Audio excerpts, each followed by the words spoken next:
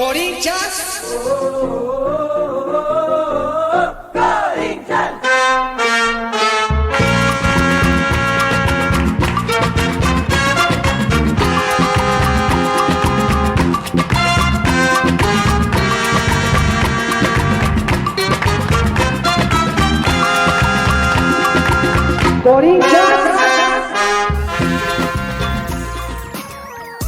Salve, fiel torcida! Você está ouvindo o podcast do Card Corintiano pelo YouTube, pelo Spotify e pelo TikTok. Siga-nos em todas essas plataformas, como também no Instagram, onde você encontra os cards dos ídolos que ajudaram a construir a história gloriosa do Esporte Clube Corinthians Paulista.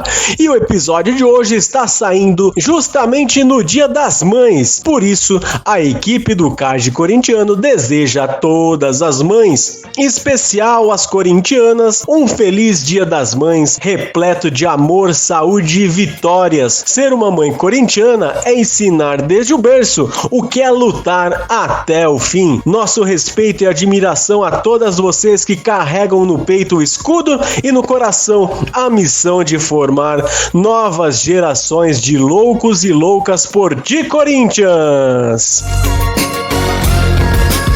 E passado algumas horas desde a derrota para o Mirassol por 2-1, é hora de olhar com calma e cabeça fria para mais este capítulo da nossa caminhada no Campeonato Brasileiro 2025. Não foi fácil ver o que vimos. Um primeiro tempo travado em que perdemos um pênalti. Aliás, Memphis, que cobrança foi essa? Mas mesmo assim, o Timão abriu o placar no apagar das luzes da primeira etapa com Kaká, que fez seu primeiro gol a favor pelo Corinthians. Só que o segundo tempo foi um pesadelo. Sofremos o empate com 5 minutos, tomamos a virada num contra-ataque e ainda escapamos de levar o terceiro gol.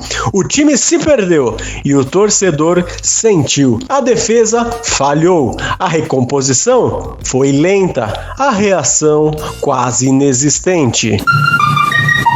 E com o resultado, o Corinthians se manteve com 10 pontos na competição. O próximo desafio do Timão será na próxima quinta-feira pela Copa Conmebol Sul-Americana, frente ao Racing de Montevidéu, no Estádio Centenário. Quinta-feira tem Corinthians em campo de novo e o bando de loucos estará presente, seja no Uruguai ou pela TV, com a mesma camisa, com a mesma fé, com a mesma vontade de ver o Timão reagir. Porque para quem viu o Corinthians cair e levantar campeão, esse momento é só mais uma curva no caminho. Vamos cobrar? Sim. Vamos criticar? Claro. Mas vamos acreditar, porque o Corinthians não é só futebol, é resistência, é teimosia, é loucura, afinal, ganhando ou perdendo, sempre Corinthians.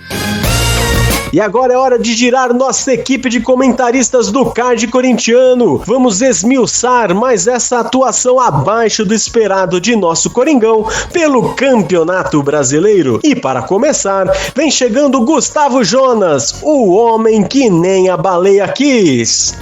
Bom, pessoal, aqui é Gustavo Jonas, o homem que nem a baleia quis, e hoje quer menos ainda.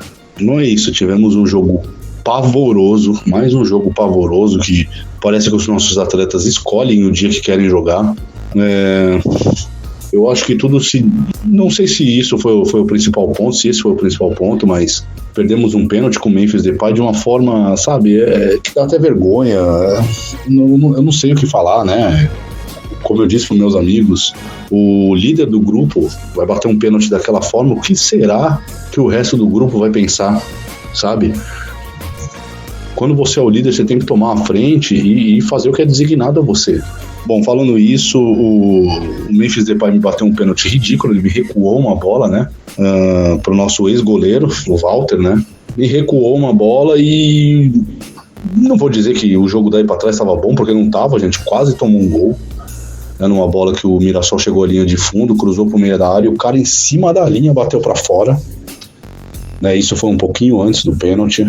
E tivemos um primeiro tempo, assim, ruim.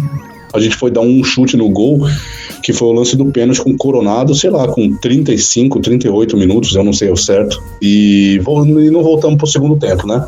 O Dorival Júnior fez algumas mudanças, ele continua insistindo com o Maicon, ele continua escalando o Maicon, e hoje ele escalou o Maicon na cabeça da área, gente. Ele escalou o Maicon como primeiro volante. O que o Dorival tá esperando que o Maicon entregue? O Maicon não entrega nada há anos. Alguém, por favor, fala pra ele, se tem alguém que tem um contato maior lá dentro, por favor, explica pro Dorival Júnior que o Maicon é um jogador pra ser relacionado, e olhe lá, não é pra ser um dos pilares do nosso time, entendeu? É pegação de pé no Maicon, talvez, eu não gosto do Maicon, nunca gostei, entendeu? Tivemos mais uma partida pavorosa do Félix Torres, entendeu? No segundo gol ali foi culpa dele, aquele segundo gol.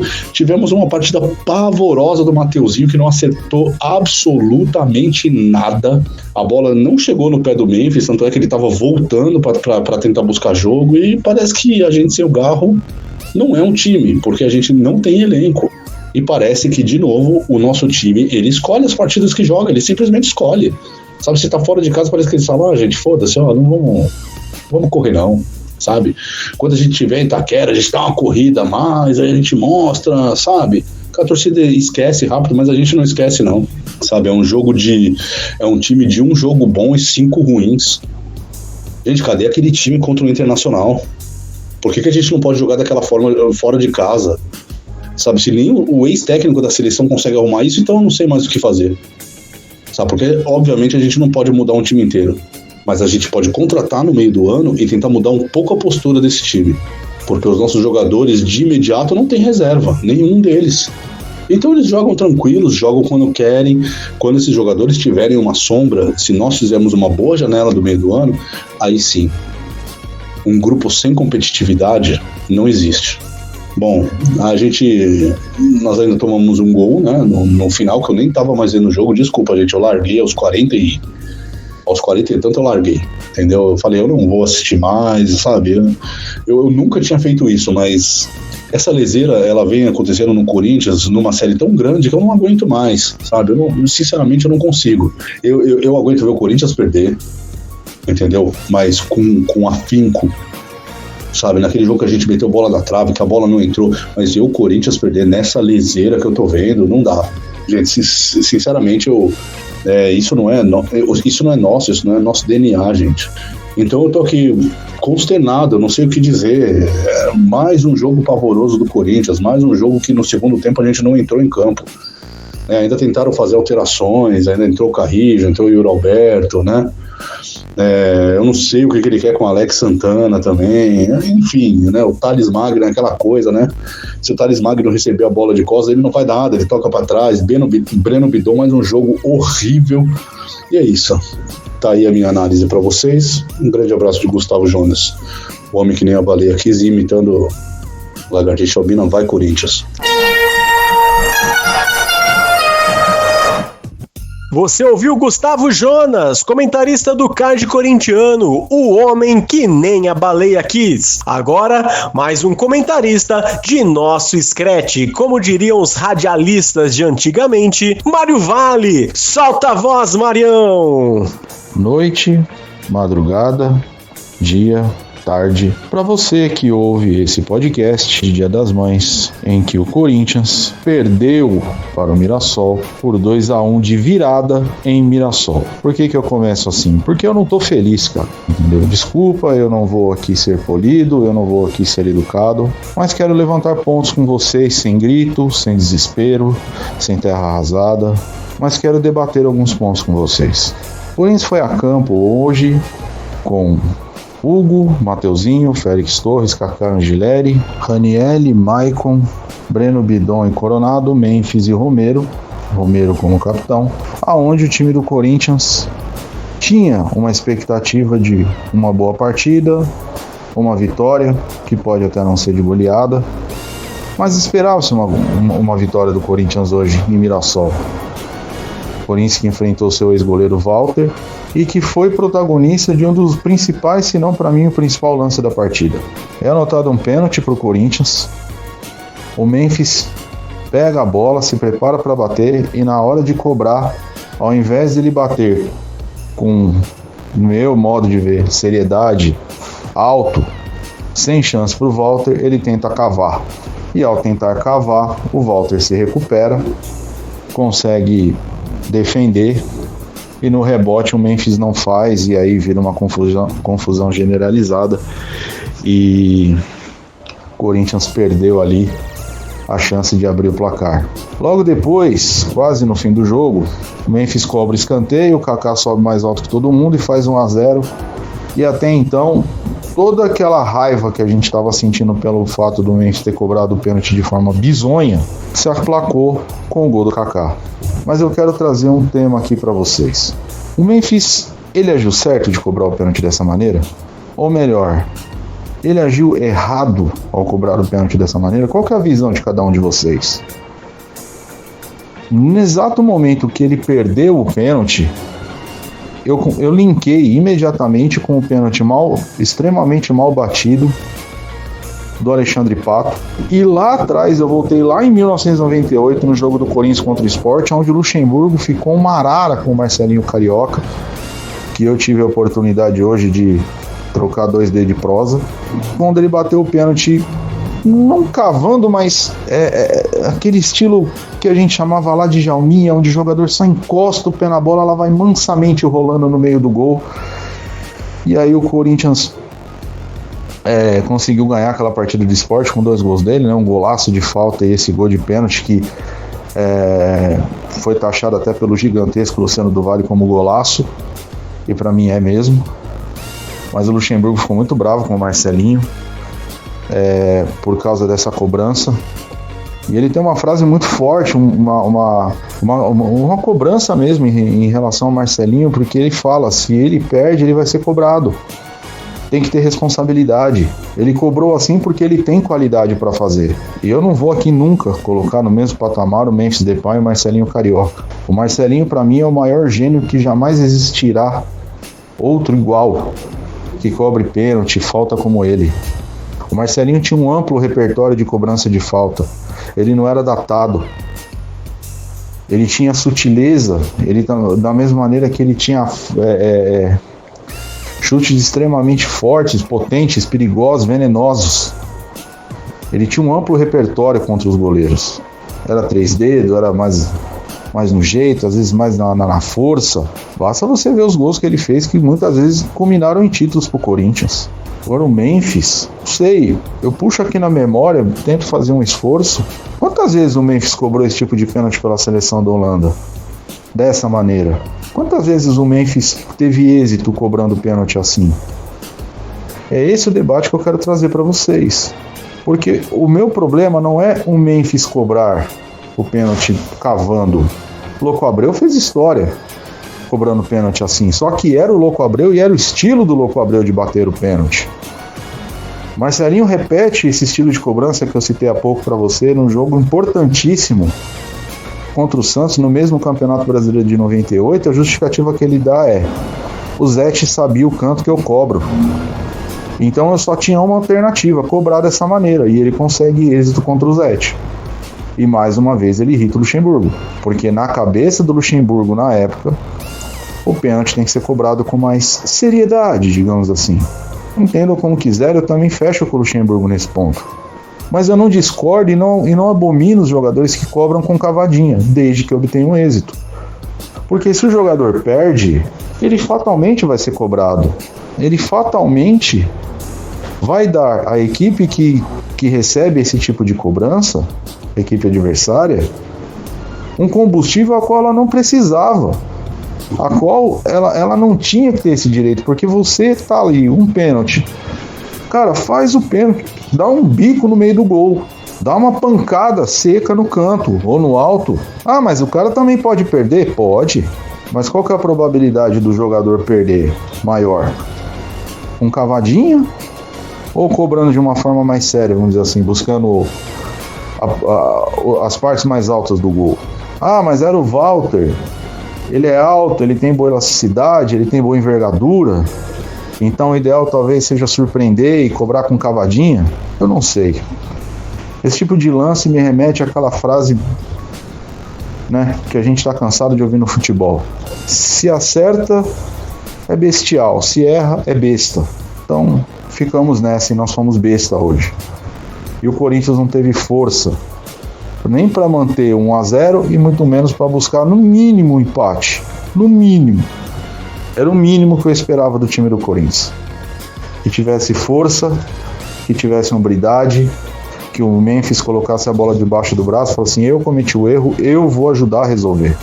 Porque é isso que se espera de um camisa 10. Eu não estou cobrando do Memphis que ele faça 5 gols para amenizar o gol perdido. Não é isso.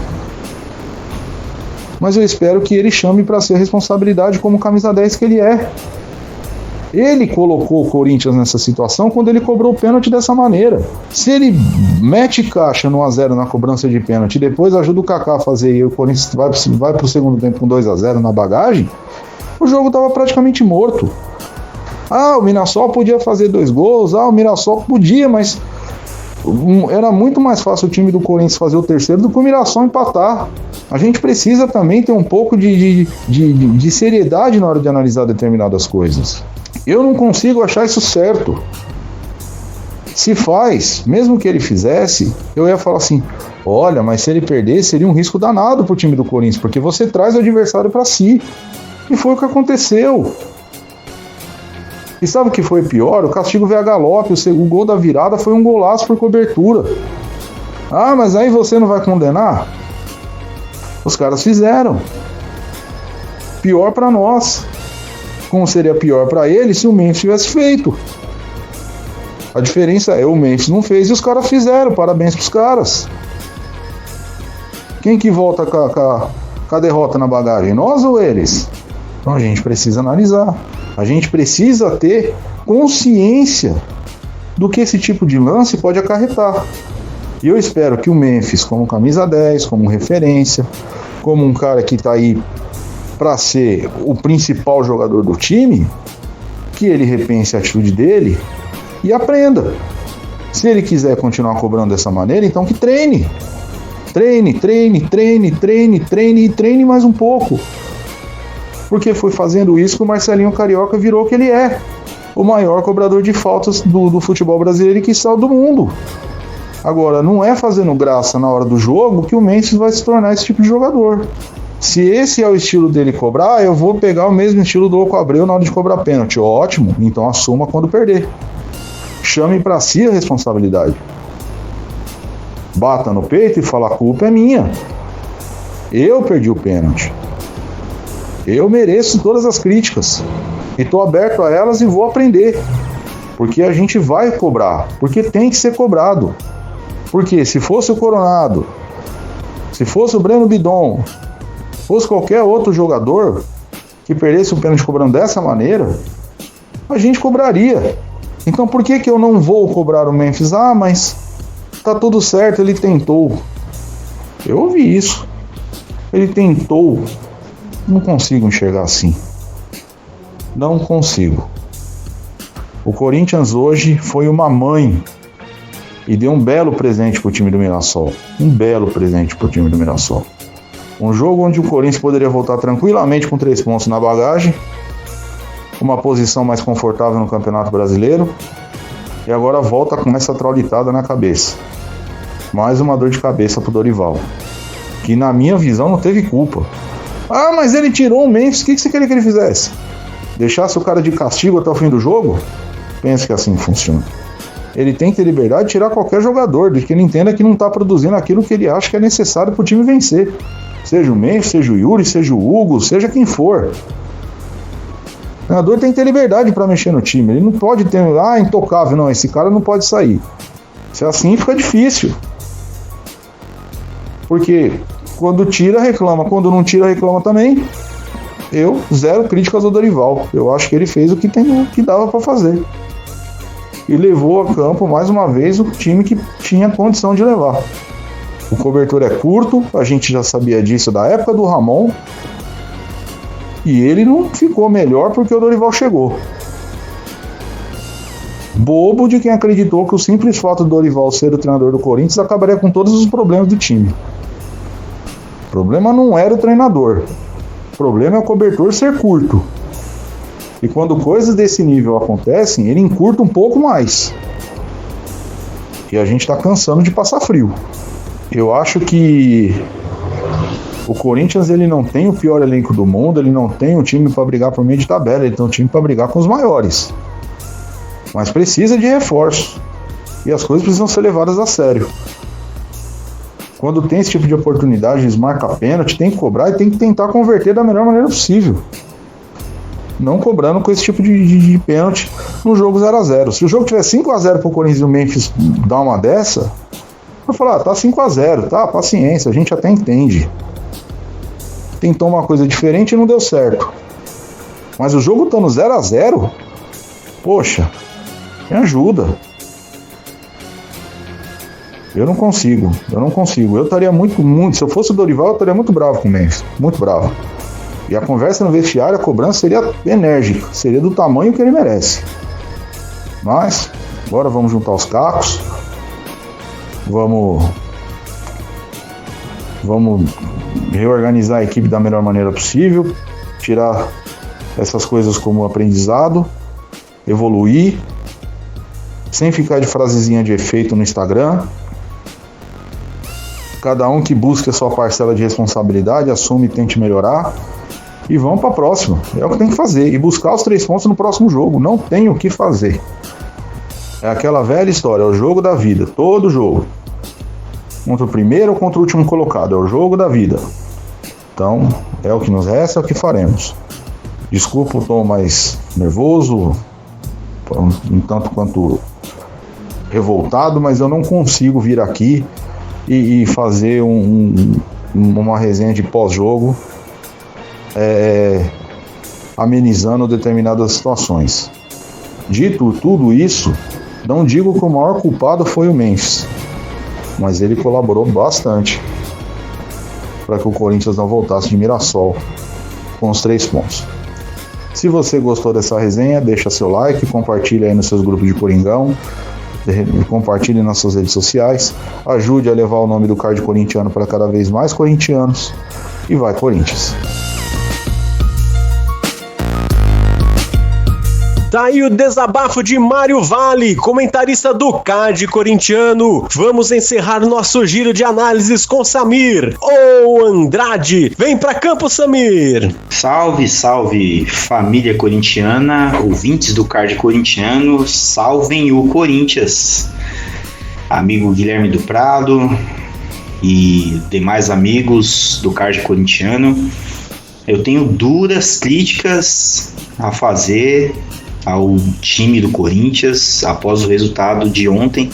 Mais um resultado negativo, mais um resultado ruim, onde o time mais uma vez se comportou de forma muito covarde.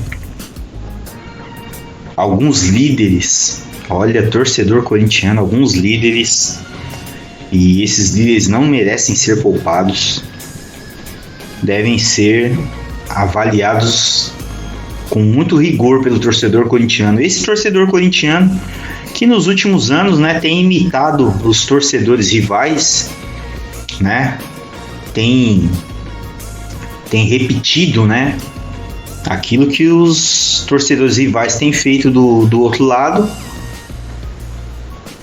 e que de certa forma tem atrapalhado os seus clubes, né? Ah, Samir, você tá saindo aqui em defesa aos rivais? Não tô saindo em defesa aos rivais. Eu sou defensor da manutenção de um trabalho. Para não me alongar muito, né? E assim para o torcedor entender aonde eu quero chegar, o técnico do rival, do nosso maior rival, no começo do seu trabalho ele foi questionado. A turma do amendoim pediu a cabeça dele inúmeras vezes. E até após a conquista da primeira Libertadores dele, né, que todo mundo se esquece que o Santos simplesmente abriu as pernas. Porque o Santos esteve muito mais perto de ganhar aquele torneio do que o Átomo Green. Mas, num dado momento, as substituições, né, e a forma com que o Santos se comportou no resto da partida deu o título para o rival. passou-se o título, o rival começou a contestar de forma infusiva, né? E começou a pedir a cabeça do então técnico vitorioso. Ah, Samir, mas aqui é um podcast de corintiano para corintiano. Sim, mas eu tenho que tocar nesse assunto, eu tenho que dar esse exemplo, eu tenho que fazer essa analogia pro torcedor entender o que eu defendo. O rival simplesmente copiou aquilo que a gente já tinha feito. E ele sustenta isso ainda hoje. Nós aqui nunca tivemos a capacidade de sustentar, muito por incompetência das suas diretorias, né, das suas gestões passadas, mas também pela participação efetiva do torcedor. Sim, torcedor corintiano, eu estou responsabilizando você pela derrota de ontem. Eu já vi torcedor corintiano pedindo a cabeça do Dorival com 4 jogos. 4 jogos.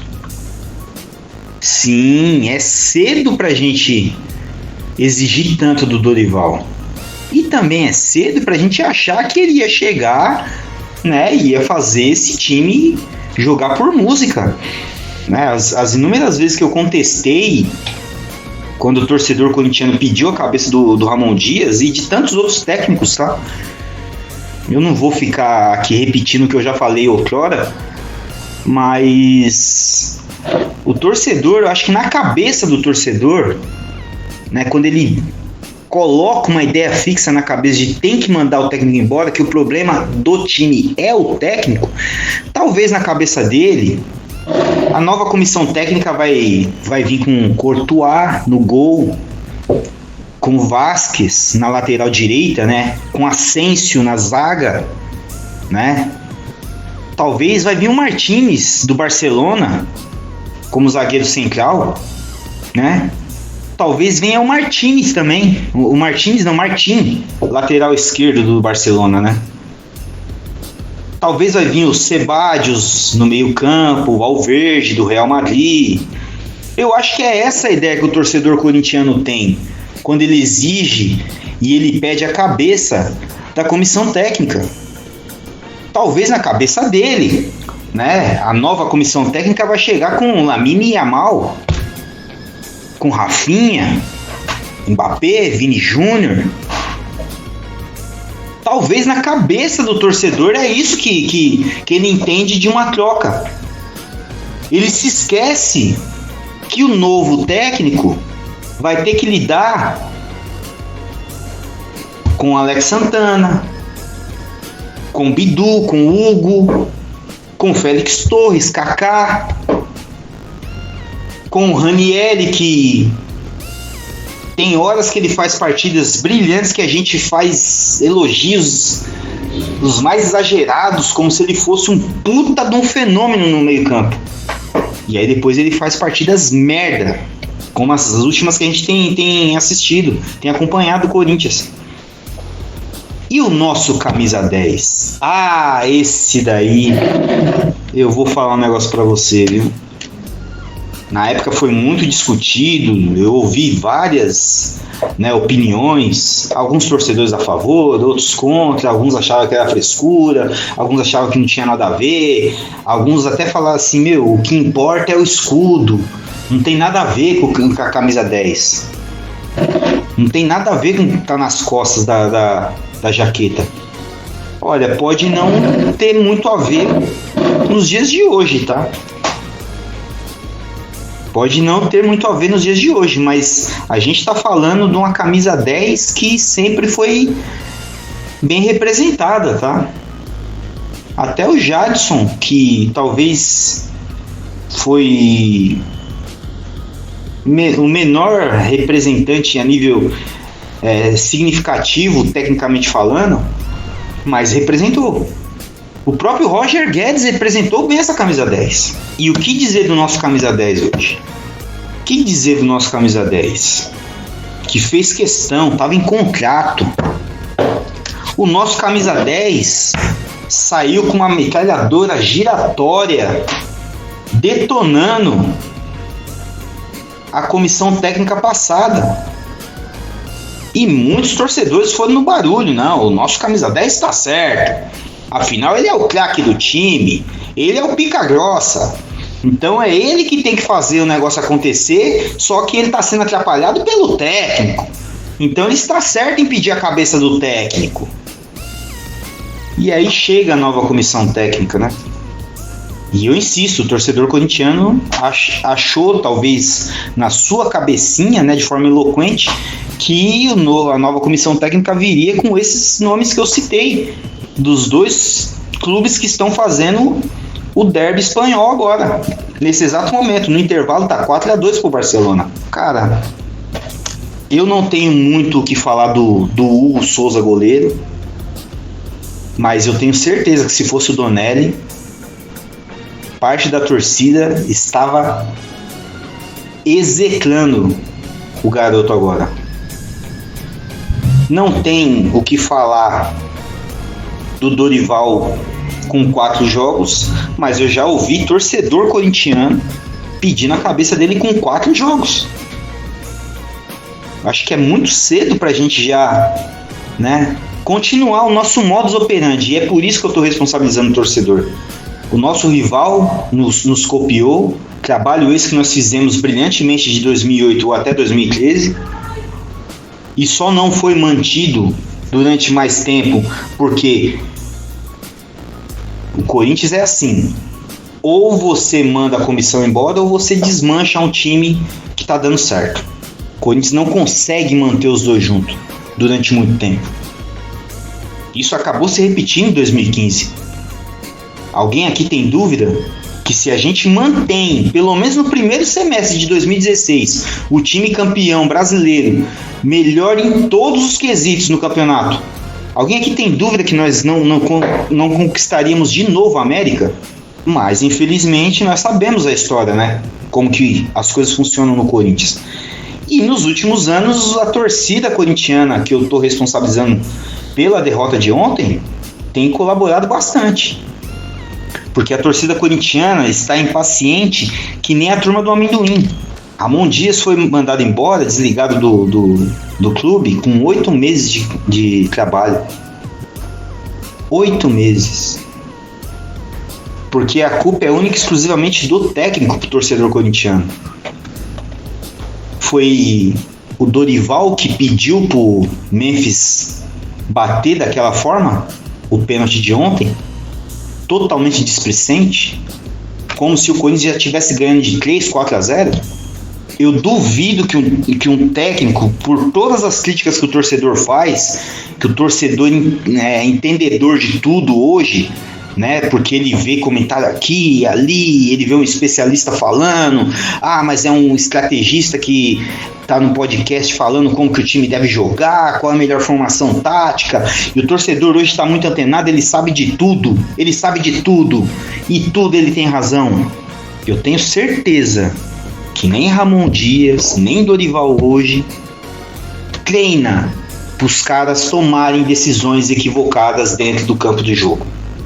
Eu tenho certeza disso. Então, assim, todos nós temos a nossa porção desses últimos resultados ruins do Corinthians. Eu acho que o torcedor também deveria fazer uma autoavaliação, né? Porque se nós continuarmos assim e o Dorival não chegar a completar 1 mês ou 2, o que será do Corinthians daqui para frente? Porque de forma indireta, pelo simples fato do torcedor estar sempre responsabilizando a comissão técnica, os jogadores do Corinthians estão se achando jogadores do Real Madrid e do Barcelona. O problema está no comando técnico, na beira do gramado. Quando nós vamos cobrar esses jogadores? O senhor Memphis, olha, passou da hora, tá? Passou da hora. Mas ele não resolve nada sozinho. Olha, pelo salário que ele ganha, ele tinha que pelo menos 50% da nossa vida ele resolver. Porque historicamente eu vi jogadores do Corinthians tecnicamente infinitamente melhores que o Memphis Depay, tá? Mas nenhum deles foram tão paparicados como o senhor Memphis Depay é paparicado hoje. Aí eu vi de ontem para hoje muitos comentários, eu vi pessoal fazendo avaliações assim: ah, mas por que não faz experiência disso? Ah, por que não tira o Bidon? Por que não coloca o Bidu ali? Bidu no meio campo para armar. Gente, vocês conseguem ver que até nisso o torcedor tá se perdendo? Ué, mas o problema não era a comissão técnica? Então os jogadores tinham que estar voando agora com o novo técnico. E por que a gente tem que fazer esse tipo de experiência? Por que a gente tem que recuar o Ranieri pra zaga? O nosso time não é bom? O problema não era o técnico? Por que o time não tá jogando? Ora, porque se o problema é do técnico, se entende que mandou o fulano embora, agora não, gente, agora o Corinthians vai bater no topo da tabela, porque ele vai ser imparável, invencível, ninguém, não vai ter rival pro Corinthians. E mais uma vez a gente viu um time ontem soberbo pra caramba. Não é o torcedor corintiano que não para de lembrar do Campeonato Paulista, da conquista do Paulista, que nós ficamos muito felizes, obrigado. Mas é o time, o elenco do Corinthians que está se sentindo a última bolacha do pacote. Memphis está achando que ganhou a Champions, porque ele sentou em cima das atuações passadas, das 9 vitórias do Brasileirão e da conquista do título. O Memphis está achando que não, agora vamos só se divertir, não tem mais que a gente conquistar esse ano. Nós já chegamos no topo. E eu lembro que eu vi muito torcedor corintiano falando: será que aqui já não foi o topo do Ramon Dias? Acho que o Ramon Dias não consegue mais extrair nada desse time. E aí eu faço uma pergunta finalizando agora o meu relato. Será que o Ramon Dias não extraiu o máximo? E esse daí, essa exibição de ontem não é o topo do time do Corinthians? Será que ele não fez milagre em alguns momentos? E a gente agora tá esperando que a qualquer momento, com a comissão técnica nova, vai ficar tudo ao natural? Torcedor corintiano, por favor, repense, reavalie. Alguém precisa salvar o Corinthians, mas você precisa colaborar também. Você ouviu Samir O Andrade, comentarista do Card corintiano. E aí, fiel, gostou desse episódio? Então não esquece de se inscrever no Card Corintiano no YouTube, curtir a gente no Spotify e seguir no TikTok e no Instagram. Aqui a gente vive e respira Corinthians. Um abraço a todos vocês e vai Corinthians!